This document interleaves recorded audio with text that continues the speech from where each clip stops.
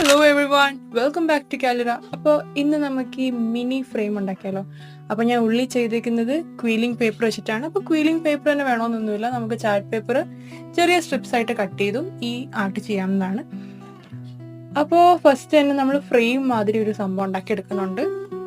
ഞാൻ ഫ്രെയിമിൻ്റെ നേരത്തെ ഒരു വീഡിയോ ഇട്ടുണ്ടായിരുന്നു. അതിൽ നോക്കുമ്പോൾ ഇത് ഭയങ്കര കംപ്ലീറ്റ്ലി ഡിഫറെൻ്റ് ആണ്. ഇതൊരു സിമ്പിൾ ഫ്രെയിം ഉണ്ടാക്കിയെടുക്കുന്ന, നിങ്ങൾക്ക് വേണമെങ്കിൽ മാച്ച് ബോക്സിൻ്റെ ഉള്ളിലെ ഭാഗമല്ലേ അതും യൂസ് ചെയ്തിട്ട് ഇതുണ്ടാക്കാം. അത് നമ്മൾ ചാർട്ട് പേപ്പറിൽ കവർ ചെയ്തിട്ട് അങ്ങനെ.